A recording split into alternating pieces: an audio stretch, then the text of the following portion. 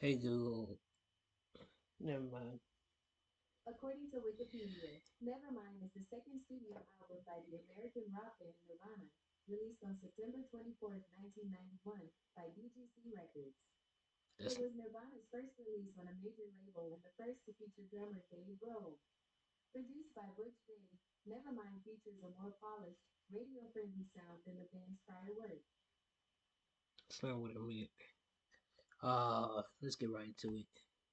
Welcome back to New Rockstars. I'm Eric Boss, and this is a spoiler-free review of Captain America: Brave New World. I was fortunate to see this movie at a press screening on Tuesday evening in IMAX. And after breaking down every trailer for this movie, every news update, all 11 MCU titles that led up to this film, and the reportedly complex production process of this film, I feel like I went into this film as a Marvel movie expert with very particular expectations. But those expectations got thunderclapped away when you have Harrison Ford, Red Hulk, screaming at you in IMAX. So, after I've gotten my heart rate down, I have some thoughts to share with you of what to expect going into this movie. And again, no spoilers. Okay, let's start with my general thoughts. Here is what I tweeted while I walked out of the theater, and it's still mostly how I feel. I saw Captain America: Brave New World. It's a tense political thriller with big booms that's worth seeing on a huge screen. A huge budget bonus episode of The Falcon and the Winter Soldier. MVPs Carl Lumbly and Harrison Ford are the grouches America needs right now. Anthony Mackie proves himself yet again a worthy Captain America with a powerful take on the burden of being unassailable. I just wish the MCU toys added to this movie did more to further its thematic cause. And before we continue, we need to do a review of that review. Come on, AMC lobby Eric. Where was that no stab, snicked, or splat was pulled wordplay that you tweeted in your Deadpool and Wolverine first thoughts in July? A double usage of the word huge? Big booms? Did a Hulk type this tweet with his fat fingers? But I always insist on sharing my initial impression in these next morning reviews on YouTube because while I think these movies are best looked back upon with a few hours of reflection, it's also worth snapshotting exactly how we felt leaving the theater because that high or that stank does say something about the cinema experience that I think moviegoers should know before they shell out their $20. But Captain America: Brave New World does feel like a seventh amazing episode of Disney Plus's The Falcon and the Winter Soldier with 10 times the budget, of course, and a must-see star edition of Harrison Ford. And as someone who mostly enjoyed that series back in 2021, I think that is a reason to give it a chance. The humor from those episodes lives on in the charming chemistry between Anthony Mackie and Danny Ramirez, with, MVP Carl Lumbly returning as the heartbreaking Isaiah Bradley, the forgotten Black Captain America. Once again, you will be amazed how much fun it is to see Marvel stunt choreographers devise new geometry in which that vibranium disc can drop a room full of goons. And like that series, this fourth Captain America film grounds the MCU in a real world that reflects the politics of our time. Politics that also includes a giant celestial corpse and a Red Hulk, but we will get to those. Now, the hand-wringing you may have read online in the months leading up to this release, I think was largely unwarranted. Whatever happened behind the scenes, the end result was a cohesive story that works just fine. It's just not everything in this movie carries the narrative weight that it should. So now I'm going to break down a quick spoiler-free summary, what works, what doesn't, and my score and ranking.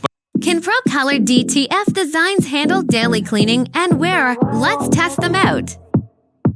But quick reminder, this spoiler-free review is the first Brave New World video from the New Rockstars Network coming this week. On Thursday will be our video explaining the ending and post-credit scene of the movie. On Friday will be our in-depth Easter egg analysis of the film. And then also on Friday over on the Break Room channel, continue the conversation with us in our live stream discussion with our honest review of the movie. And spoilers will be in that stream. Okay, in Captain America: Brave New World, what happens? Again, no spoilers here. We're 2 years after the events of The Falcon and the Winter Soldier. Captain America Sam Wilson and Falcon Joaquin Torres find themselves in an international conflict over adamantium discovered within Celestial Island, butting heads with President Thaddeus Ross, who is embroiled in a conspiracy that's masterminded by Samuel Stearns. And yes, Red Hulk does appear in this movie, and I won't spoil how or why Ross goes chili pepper red, but he does, at several points, become particularly scary. As trailers promise, the movie does feel like a Tom Clancy-style political thriller, and not just because Harrison Ford is in the Oval Office. This movie cooks with nerve-wracking, intercutting, moody music by Laura Cartman and the excellent closing track I by Kendrick Lamar, and some really fun DC area action recalling Captain America: The Winter Soldier. So if Winter Soldier is your favorite MCU movie, I think you will appreciate this one. Alternatively, if Captain America: Civil War is your favorite MCU movie,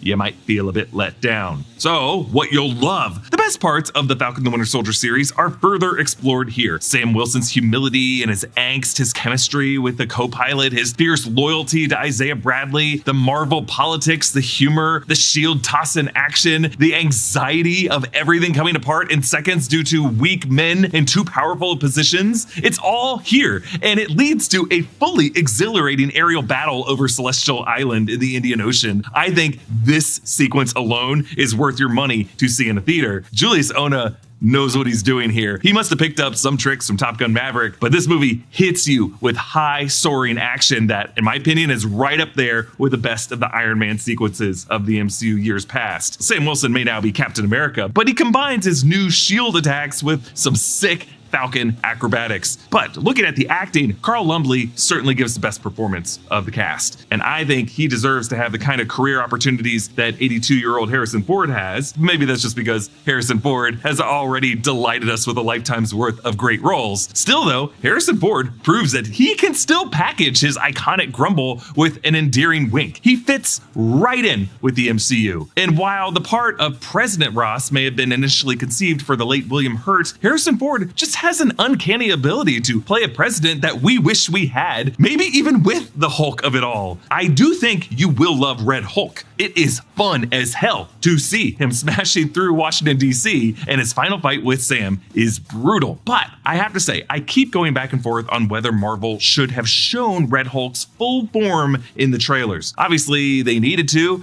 I'm not sure this movie would have had as big of an opening without them doing this, but the spectacle of the United States president transforming before everyone's eyes into a fire engine red Hulk deserves a jaw-dropping reaction. And I don't know if my reaction in the theater topped the very first time I saw that shot on a big screen in Hall H at San Diego Comic-Con, or all of us saw in any of the many trailers and promos that Marvel has released ahead of this movie. I just think that there might have been a version out there of this movie's marketing that could have just hinted at Red Hulk being in this movie, like that very first shot we saw in the July teaser of just his feet and like the side of his body as he threw the shield down to the pavement. That shot was all I needed. And I wonder if, had we never seen Red Hulk in full close-up until we see the final film, maybe this final act would have hit harder for me.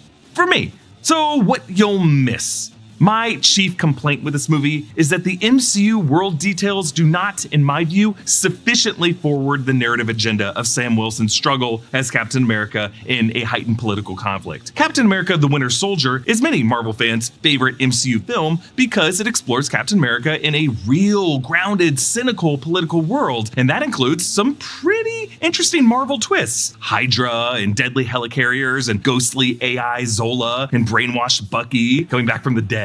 But throughout all of that, it never stops feeling like a Captain America movie. Even Captain America: Civil War is, at the end of the day, Avengers 2.5, but it remains at its heart a story about super soldiers and loyalty in politics, where Zemo, as a vengeful Sokovian widower, feels like natural fallout from Steve Rogers' past heroics. But the way Marvel has heightened the stakes for Brave New World seems to be to inject a Captain America movie with gamma-irradiated blood and turn it into a World War Hulk movie. President Ross as Red Hulk, I think we can accept, given Ross's relationship with the Avengers in Civil War and Infinity War. Anthony Mackie's Sam Wilson does have a past with that guy, but this script is more concerned with Ross's past in 2008's The Incredible Hulk, and with Tim Blake Nelson's Samuel Stearns returning, and spends way more time as a sequel to that lesser film than as a continuation of anything Sam Wilson was in. And I have to say, I was pretty bummed with the leader. While Marvel seems to have learned some great lessons in big-headed character design after MODOK and Quantumania, I was still hoping the talented actor Tim Blake Nelson would bring a kind of Hannibal Lecter brilliant madness to this string puller mastermind like Zola did in Captain America: Winter Soldier or Zemo did in Civil War, but I just never found that from him. Ultimately, I feel like every proper noun from the Marvel lore that was added to this film does hardly anything to tell Sam's story. Sure, Marvel has always relied on Easter eggs, sometimes random ones, but normally the Easter eggs chosen for these films just do a bit more to service the plot in a load-bearing way. So, while watching this film, the result is, while Brave New World feels like the biggest and best episode of The Falcon and the Winter Soldier, it feels like the smallest Captain America movie. And I get it, that sounds bad, but trust me, this movie is still a worthy entry to the MCU slate, and it brings the kind of cinematic spectacle and stakes that I haven't seen since Doctor Strange in the Multiverse of Madness, and thematic gut punches that I haven't felt since Black Panther Wakanda Forever. No offense to Guardians of the Galaxy Volume 3, I just care more about humans than I do non-humans. So, on to my final score and ranking. I have to be fair here and give this movie a beep bop boop beep bop boop beep bop 6.9 out of 10. It's not a 7.0 and it's not a 6.8 in a weird way, and I think you'll understand when you see it. Brave New World is significantly better than many of the recent MCU films. But among the movies of Phase 4 and Phase 5 that have come out since 2021, I still just kind of have to rank it somewhere in the middle there. I can't, in this video, do a full ranking of every MCU title that has come out since 2008. That's just too many movies, and Yeah. At least it's not as bad as Marvel's. Anyways, we're gonna get out of here. Appreciate y'all for watching. Bye.